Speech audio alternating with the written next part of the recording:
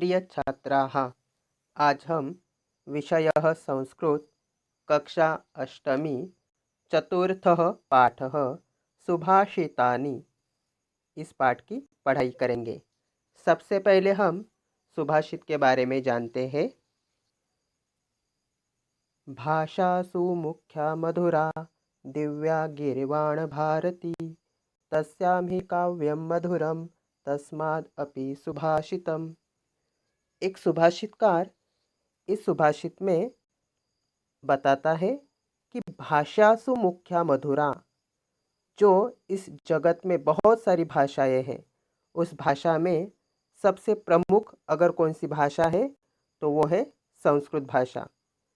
दिव्या गिरवाण भारती, और वो भाषा देवों की भी भाषा मानी जाती है।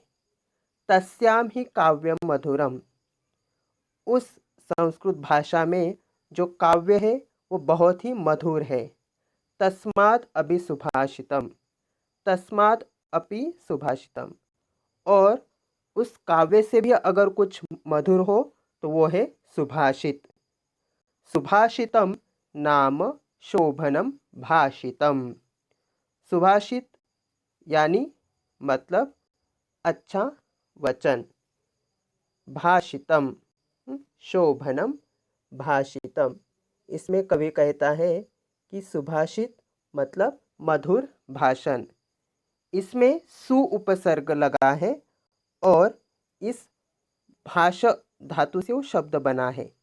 भाष मतलब बोलना, भाषते इति भाषा, जो बोली जाती है वो भाषा।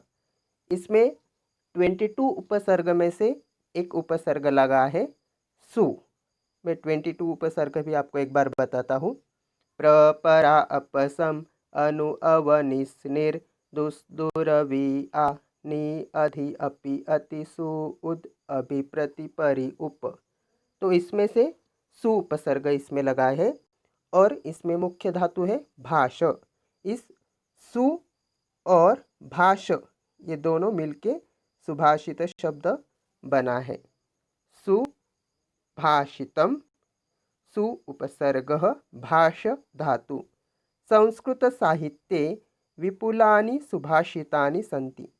संस्कृत साहित्य जो है उसमें बहुत सारे सुभाषित हैं।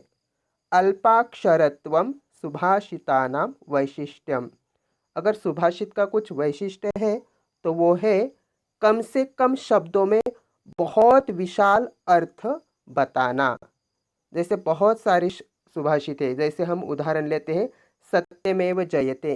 इस दो शब्द में ही हमें पता चलता है कि हमेशा सच की ही जीत होती है। तो ऐसे बहुत सारे सुभाषित है, उसमें कम से कम शब्द में बहुत विशाल अर्थ बोध किया गया है। मधुराणि गेयानि अर्थपूर्णानि एतानि सुभाषितानि, और बहुत सारे सुभाषित मधुर और अच्छी तरह से गाए जाने वाले और अर्थपूर्ण इस प्रकार के हैं। सुभाषितानां पठनेन वाणी सुसंस्कृता निर्दोषा च भवति। सुभाषितों का पठन करने से हमारी जो वाणी है वो सुसंस्कृत और निर्दोष हो जाती है। वक्तृत्व कलायां निपुणता संपादनार्थम उत्कृष्ट निबंध लेखनार्थम च तानि अतीव उपयुक्तानि। अगर हमें वक्तृत्व कला में निपुणता संपादन करनी है या हमें बहुत अच्छी तरह से निबंध लेखन करना है तो उन दोनों के लिए भी संस्कृत सुभाषित बहुत ही उपयुक्त है। अतः इयं सुभाषितानां माला छात्रैः अवश्यम कंठे धारणीया। इसलिए ये सुभाषितों की माला छात्रों ने अपने कंठ में धारण करनी चाहिए। अर्थात बच्चों ने सुभाषितों का कंठस्थीकरण करना चाहिए, मतलब वो पूरे सुभाषित लर्न करने चाहिए। अब हम सविस्तर में चैप्टर के बारे में पढ़ते हैं। कक्षायाः दृश्यः। कक्षायाः दृश्यः मतलब कक्षा का दृश्य। इसमें कक्षा ये मूल शब्द है। ये शब्द कन्या, लता, माला शब्द की तरह आकारांत स्त्रीलिंग शब्द है और ये कक्षा यहाँ पंचमी षष्ठी एक वचन का रूप है। कक्षा यहाँ अध्यापकः प्रविशति। अध्यापकः अकारांत पुल्लिंग शब्द है। देवः, रामः, छात्रः शब्द की तरह। और प्रविशति ये लट लकार प्रथम पुरुष एक वचन का रूप है। उसमें ती प्रत्यय लगाया है अंत में, प्रविशति। अध्यापकः प्रविशति, अध्यापक प्रवेश करते हैं। अध्यापकः अद्य वयं खलसज्जनानां मैत्रीविषये चर्चां कुर्मः। अध्यापक क्या कहते हैं कि अद्य, अद्य ये अव्यय है और उसका अर्थ होता है आज, टुडे। वयम, वयम ये अस्मत् सर्वनाम का रूप है। अस्मत् सर्वनाम प्रथमा बहुवचन, जैसे अहम, मैं, आवाम, हम दो अथवा हम दोनों, वयम हम सब, तो वयम मतलब हम सब। खलसज्जनानाम ये षष्ठी बहुवचन का रूप है, जैसे बालकस्य, बालकयोः, बालकानां षष्ठी। खलसज्जनानाम इसका अर्थ होता है कि खल मतलब दुष्ट और सज्जनों की मित्रता के बारे में। चर्चाम कुर्मः चर्चा करेंगे। कुर्मः इसमें मूल धातु है क्रू, क्रू मतलब करना। और कुर्मः ये लट लकार उत्तम पुरुष बहुवचन का रूप है, जैसे करोमि, कुर्वः, कुर्मः। तो कुर्मः ये हो गया उत्तम पुरुष बहुवचन का रूप। इस पूरे वाक्य का अर्थ एक बार देखते हैं। अध्यापक, आज हम दुष्ट और सज्जन की मित्रता के विषय पर चर्चा करेंगे। किम यूयम एतद् विषये श्लोकान जानीथ। यहाँ पे शिक्षक अध्यापक एक प्रश्न उपस्थित करते हैं। किम इसका अर्थ होता है क्या।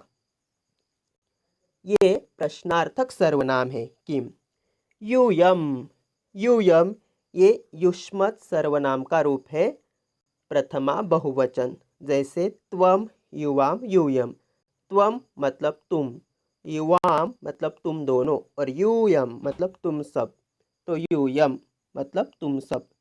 एतद् विषये मतलब इनके बारे में। श्लोकान जानीथ श्लोक जानते हो। क्या तुम सब इस विषय पर श्लोक जानते हो। ये पूरा हमारा जो पाठ है ये संवादात्मक पाठ है। यहाँ पे अध्यापक का संवाद पूरा हो जाता है। अब प्रभा नाम की एक छात्रा है, वो क्या बोलती है देखो। महोदय दुष्टमित्रम तु विषकुंभम इव भवति। प्रभा बोलती है महोदय दुष्ट मित्र तो कैसे होता है, विष भरे घड़े के समान होता है। भूभव इसमें भूभव धातु है मतलब होना, और भवती यह लट लकार प्रथम पुरुष एक वचन का रूप है भवती। तो प्रभा कहती है महोदय दुष्ट मित्र तो विष भरे घड़े के समान होता है। परोक्षे कार्यहंतारम प्रत्यक्षे प्रियवादिनम वर्जयेत्तादृशं मित्रम विषकुंभम पयोमुखम। अब प्रभा इस श्लोक में क्या बताती है कि परोक्षे कार्य हंतारम मतलब पीछे काम बिगाड़ने वाले। प्रत्यक्षे प्रियवादिनम, प्रत्यक्षे मतलब सामने, सामने प्रिय बोलने वाले। वर्जयेत तादृशम मित्रम, वर्जयेत इसका अर्थ होता है त्याग करना चाहिए। तादृशम मतलब उस तरह का, मित्रम मतलब दोस्त। विषकुंभम मतलब जो विष भरे घड़े के समान। पयोमुखम, पयोमुखम इसमें पयः ये शब्द जो है उसका अर्थ होता है दूध, पयोमुखम, मतलब मुख पर दूध लगा है ऐसा। इसमें प्रभा इस श्लोक में बताती है कि पीछे काम बिगाड़ने वाले, सामने प्रिय बोलने वाले, ऐसे मित्र को दूध मुख पर लगे विष भरे घड़े के समान छोड़ देना चाहिए। अर्थात ऐसा मित्र उस घड़े के समान है जिसके मुख पर दूध लगा है, परंतु अंदर विष है, अतः उसे छोड़ने में ही भलाई है। इस श्लोक में प्रभा हमें बहुत अच्छा मधुर भाषण तो देती है, लेकिन इसमें बहुत अच्छा बोध भी वो इस श्लोक के द्वारा हमें बताती है। दूसरा संवाद है अध्यापक का। सत्यम, सत्य है। दुर्जनस्य मैत्री हानिकरः भवति। दुर्जनस्य, ये षष्ठी एक वचन का रूप है। जैसे देवस्य देवयोः देवानां षष्ठी, तो दुर्जनस्य मतलब दुर्जन की। मैत्री, इसका अर्थ होता है मित्रता। हानिकरः मतलब हानि पहुँचाने वाली। भवति, इसमें भू भव धातु है, मतलब होना। ये लट लकार मतलब वर्तमान काल, प्रेजेंट टेंस, प्रथम पुरुष एक वचन का रूप है, भवति। सत्य है, दुर्जन की मित्रता हानि पहुंचाने वाली होती है। अब रवि का संवाद है, रवि का संवाद देखते हैं। रवि क्या बोलता है? परिहर्तव्यः विद्ययालंकृतोऽपि सन् मणिना भूषितः सर्पः किम असौ न भयंकरः। यहाँ पे वो प्रश्न उपस्थित करता है इस श्लोक में। वो क्या बोलता है देखो, परिहर्तव्यः। परिहर्तव्यः इसका अर्थ होता है छोड़ देना चाहिए। विद्यया अलंकृतः अपि, इसमें संधि विच्छेद होगा। विद्यया अलंकृतः अपि, यहाँ पे जो वो आया है उसका वो यहाँ से हट जाता है और उसकी जगह पे विसर्ग आता है। और जो अवग्रह दिया है यस टाइप, उसको द्विखंड चिन्ह भी बोलते हैं, क्योंकि दो शब्दों में वो खंड बनाता है, दो शब्दों को डिवाइड करता है, अलग अलग वो बनाता है। तो अवग्रह, वो जो द्विखंड चिन्ह है, उसकी जगह पे हमेशा संधि विच्छेद करते समय अ आता है, ये याद रखो। तो संधि विच्छेद होगा विद्यया अलंकृतः जमा अपि, मतलब वो जो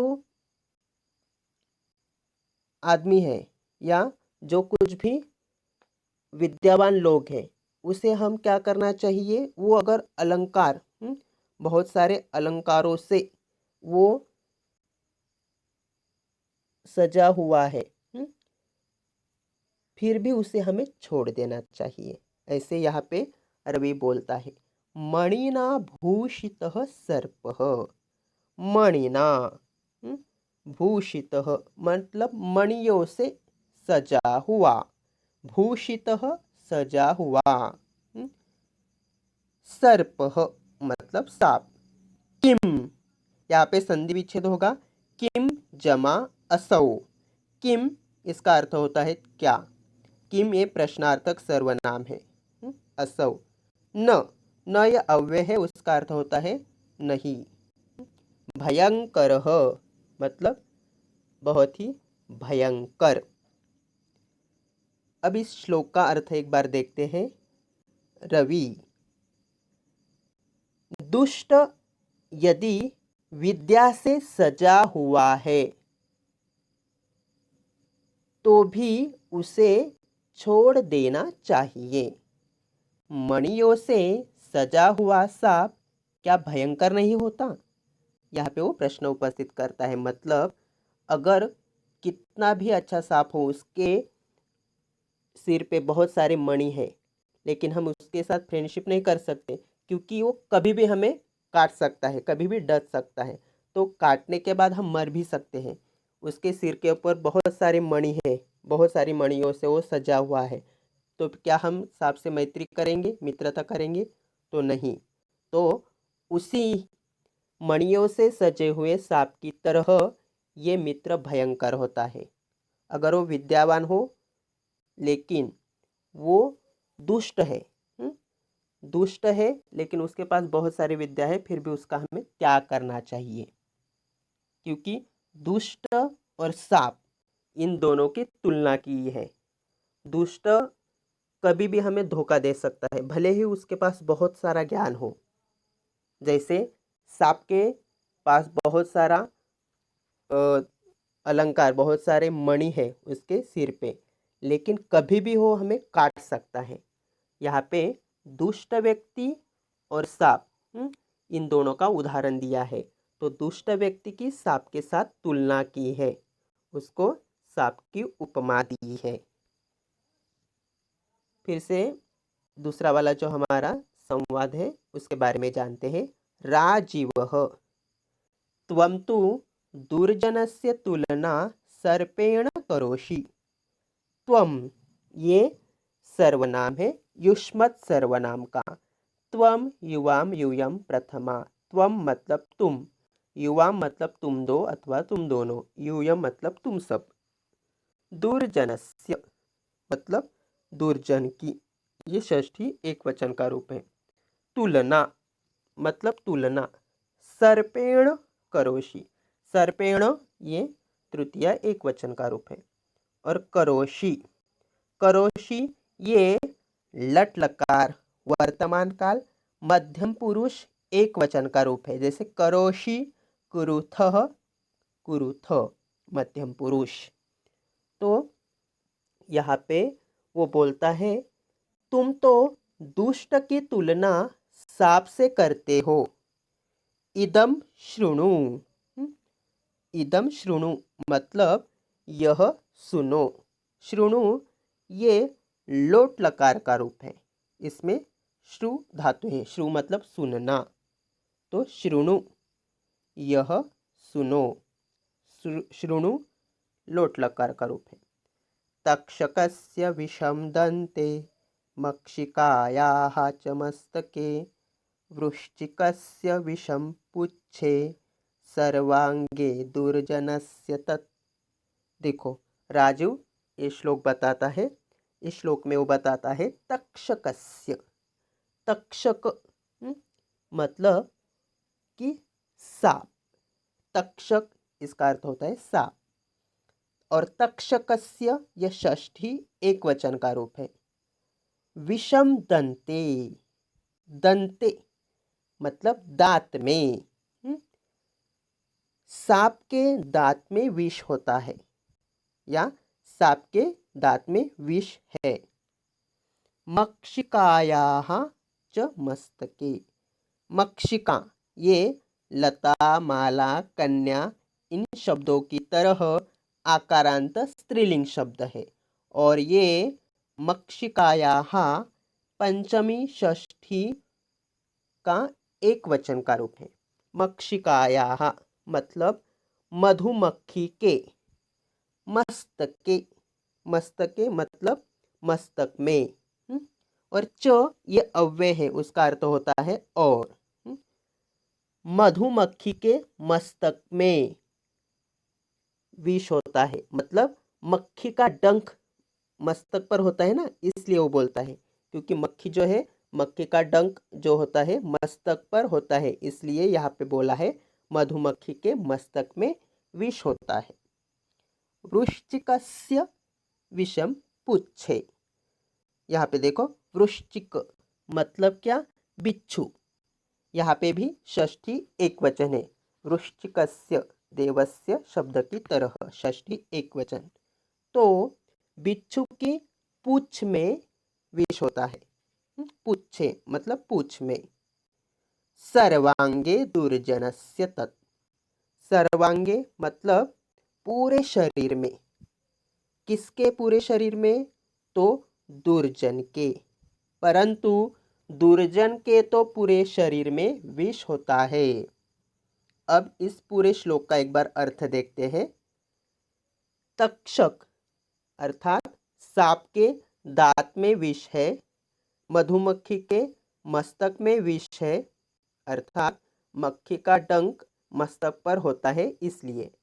बिच्छू की पूंछ में विष है, परंतु दुर्जन के तो पूरे शरीर में विष होता है। सर्वे हसंती, सर्वे मतलब सब, और ये सर्व सर्वनाम का रूप है। सर्वे मतलब सभी। हसंती, इसमें हस ये मूल धातु है। हस मतलब हंसना, और इसको लट लकार प्रथम पुरुष बहुवचन का प्रत्यय लगाया है, अंति। जैसे ती तह अंति प्रथमः पुरुषः, तो हसति हसतः हसन्ति, हससि हसथः हसथ, हसामि हसावः हसामः। तो यहाँ पे हमने प्रथम पुरुष, मध्यम पुरुष और उत्तम पुरुष की तरह ये हस धातु लेके पूरा टेबल बनाया। तो हसती यहाँ पे एक वचन है, हसतः द्विवचन और हसंती बहुवचन। तो हमारे इस परिच्छद में हसंती ये बहुवचन का रूप है, प्रथम पुरुष बहुवचन। सर्वे हसंती मतलब सब हंसते हैं। एक बार इस पूरे परिच्छद का हिंदी में अर्थ देखते हैं। अध्यापकः, सच है। दुर्जन की जो मैत्री है या मित्रता है वो हानि पहुंचाने वाली होती है। रविः, दुष्ट यदि विद्या से भी सजा हुआ है तो भी उसे छोड़ देना चाहिए। मणियों से सजा हुआ सांप क्या भयंकर नहीं होता? अब राजीव क्या बोलता है देखो। तुम तो दुष्ट की तुलना सांप से करते हो, यह सुनो। तक्षक अर्थात सांप के दांत में विष है, मधुमक्खी के मस्तक में विष है, अर्थात मक्खी का डंक मस्तक पर होता है इसलिए। बिच्छू की पूंछ में विष है, परंतु सज्जन के तो पूरे शरीर में विष होता है और सब हंसते हैं। इस तरह से हमने यहाँ पे कुछ 3-4 सुभाषितों की पढ़ाई की है और इसमें अलग अलग तरीके का हमें बोध दिया गया है इन सुभाषितों के द्वारा। तो ये हमने जो 3 सुभाषित पढ़े हैं ये आपको लर्न भी करने हैं और उसका हिंदी अर्थ भी याद रखना है। और भी कुछ सुभाषित है वो हम दूसरे वीडियो में देखेंगे। इस प्रथम भाग में हमने कुछ सुभाषितों का संवादात्मक रूप में उसका अध्ययन किया है, जैसे अध्यापक है, रवि है, राजीव है और प्रभा। इन्होंने चर्चा रूप में बहुत सारे सुभाषित हमें बताए हैं और वही सुभाषित मैंने आपको पढ़ाए हैं। तो इस प्रथम भाग में हमने इसके 2 परिच्छेद की पढ़ाई की है, संवादात्मक 2 परिच्छेद की। उसके आगे वाले जो हमारा लास्ट वाले 2 परिच्छेद है उसके बारे में हम दूसरे वीडियो में देखेंगे। धन्यवाद।